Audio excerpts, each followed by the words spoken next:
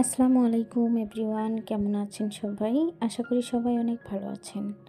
আজকে মজাদার একটি চুষি পিঠা রেসিপি আপনাদের মাঝে নিয়ে হাজির হলাম।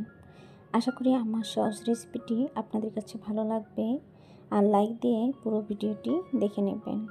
আমি রুনাস ব্লগ চ্যানেলে ওয়েলকাম জানিয়ে শুরু করছি আজকের ভিডিও। 5 মিনিটে এই চুষি পিঠাটা বানিয়ে নিতে পারবেন খুব সহজেই। এর জন্য চুলায় একটা টপার বসিয়ে পরিমাণ মতো পানি দিয়ে নিয়েছি আর দিয়ে নিয়েছি লবণ। এখন আমি এখানে 2 টেবিল চামচ তেল দিয়ে নিলাম। দিয়ে দিব মেজারমেন্ট কাপের 1 কাপ শুকনো চালের গুঁড়া। এখন আমি যেহেতু এখানে শুকনো চালের গুঁড়া দিয়ে নিয়েছি, এজন্য ঢাকনা দিয়ে ঢেকে রেখে 10 মিনিটের মতো আমি চুলার আঁচটা মিডিয়াম টু লোয়ের মাঝামাঝি রেখে তারপর ভালো করে সিদ্ধ করে নেব। নেড়েচেড়ে কিছুক্ষণ সময় আমি ডোটা ভালো করে মিশিয়ে নেব। এই যে দেখুন, চালের গুঁড়াগুলো কিন্তু মিশিয়ে নেওয়া শেষ। এখন আবারও আমি 5 মিনিটের জন্য এটা রেস্টে রেখে দেব। এতে করে ভাপে ভাপে খুব সুন্দরভাবে শুকনো চালের গুঁড়াগুলো সিদ্ধ হয়ে যাবে। এই যে দেখুন, ডোটা কিন্তু নামিয়ে নিয়েছি। কতটা সিদ্ধ হয়েছে সেটা আপনারা দেখেই বুঝতে পাচ্ছেন। শীত তো চলেই এসেছে, আর এই শীতের মধ্যে কিন্তু অনেকে নানান রকম পিঠা খাবে। আর শীতের মধ্যে কিন্তু এই চুষি পিঠাটা খেতে অনেক ভালো লাগে। প্রথমে এটা কিন্তু গরম অবস্থায় ভালো করে ম্যাশ করে নিতে হবে। এজন্য আমি এখানে একটা স্টিলের গ্লাস ব্যবহার করেছি।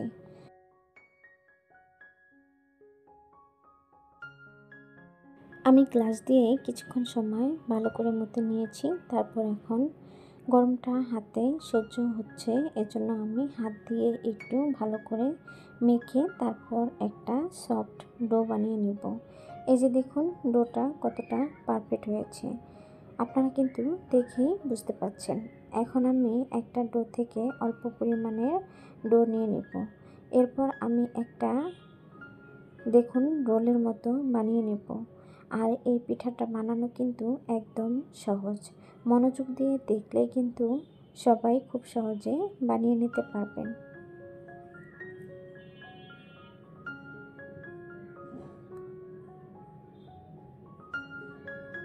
এখন এর উপর দিয়ে একটু চালের গুঁড়া দিয়ে দিব। তারপর এভাবে আমি একটা রোলের মতো করে নিব। এখন একটু একটু করে ছিঁড়ে নেব। ভিডিওটি কেউ স্কিপ করবেন না, তাহলে কিন্তু বুঝতে সমস্যা হবে। আগেকার দাদি নানিরা কিন্তু এভাবে পারফেক্টভাবে এই চুষি পিঠাটা বানিয়ে নিয়েছে খুব সহজে। এই যে দেখুন, আমার সবগুলো কেটে নেওয়া শেষ। এখন একটু করে নিয়ে হাত তালুতে লিখে তারপর এভাবে একটা ঘষা দিলেই কিন্তু পিঠাটা খুব সুন্দরভাবে হয়ে যাবে। আমি কিন্তু অতটা প্রফেশনাল না, তারপরেও যতটুকু সম্ভব আমি চেষ্টা করেছি সুন্দর করে বানিয়ে নেওয়ার জন্য। আপনারাও কিন্তু খুব সহজে পাবেন এরকম করে বানিয়ে নিতে।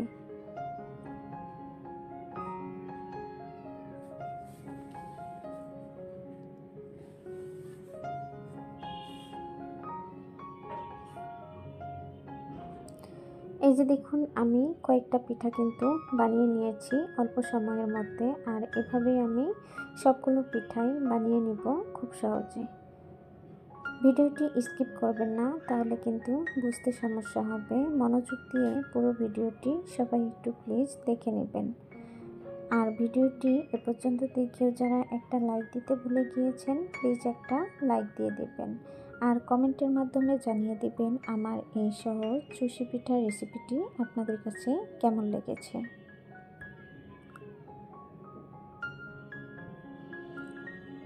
এই যে দেখুন কতটা পারফেক্ট হয়েছে, আশা করি আপনারা দেখেই বুঝতে পারছেন। এখন আমি আরেকটি পদ্ধতিতে পিঠা বানিয়ে আপনাদের সাথে শেয়ার করব। অনলাইনে দেখছি এটা প্রায় ভাইরাল একটা জিনিস। আমরা যে ভেজিটেবল কাটি সেই কাটারটা আমি নিয়েছি, আর এখানে একটু ডো নিয়েছি। এখন ডোটা দিয়ে এভাবে ঘষে ঘষে আমি পিঠা বানিয়ে নেব। এটা নাকি খুব সহজেই অল্প সময়ে বানিয়ে নেওয়া যায়। তবে আমি অনেকক্ষণ চেষ্টা করার পরেও দেখুন এর নিচ থেকে কী বের হয়েছে। এগুলো পিঠা কিনা আপনারা দেখে আমাকে জানাবেন। এই যে দেখুন আমি অনেকক্ষণ ঘষার পরেও এই যে এগুলো বের হয়েছে, আর এটা দিয়ে নাকি চুষি পিঠা বানানো যায়। এই যে এরপর হাত দিয়ে ঘষে তারপর চুষি পিঠা কিন্তু বানিয়ে নিতে হবে। অনেকেই দেখি চামচ দিয়ে চুষি পিঠা বানায়, এগুলো কিন্তু একদম ফেক ভিডিও। আপনারা এসব ভিডিও দেখে কখনো ট্রাই করবেন না।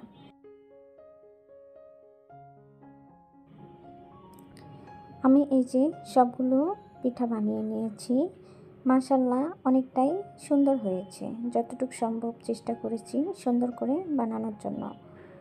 এখন আমি একটা প্লেটে তুলে নিচ্ছি।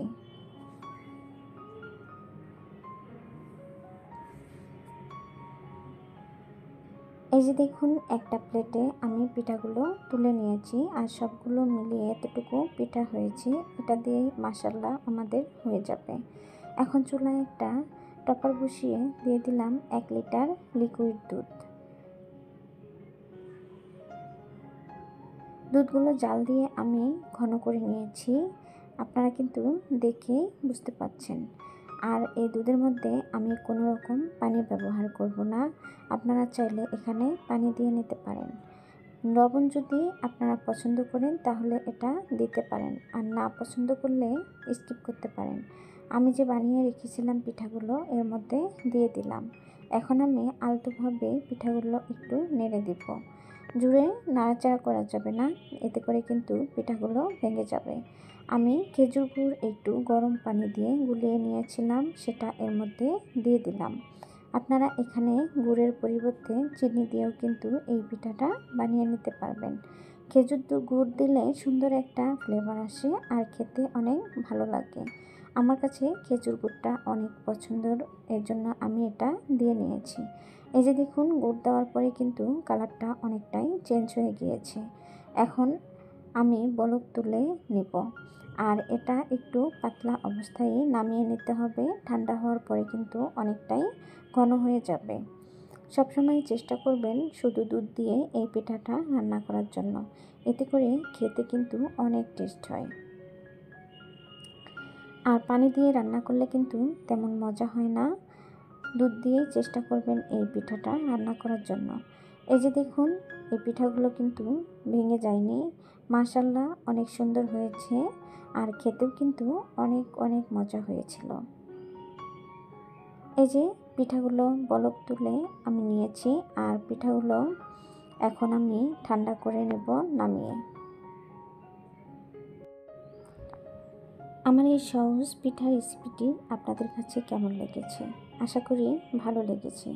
ভালো লাগলে চাইলে ভালোবেসে আমার চ্যানেলটি সাবস্ক্রাইব করে দিয়ে পাশে থাকা বেল আইকনটি অন করে রেখে দিতে পারেন।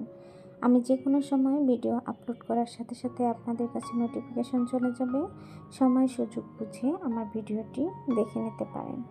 আর যারা অলরেডি এই কাজটি করে দিয়েছেন তাদেরকে অসংখ্য অসংখ্য ধন্যবাদ।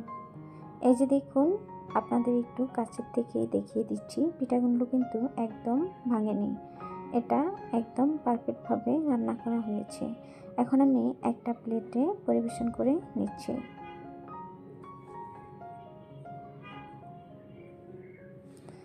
আমার ভিডিও বা ভয়েসে যদি কোনো ভুল ত্রুটি হয়ে থাকে তাহলে অবশ্যই ক্ষমা সুন্দর দৃষ্টিতে দেখবেন।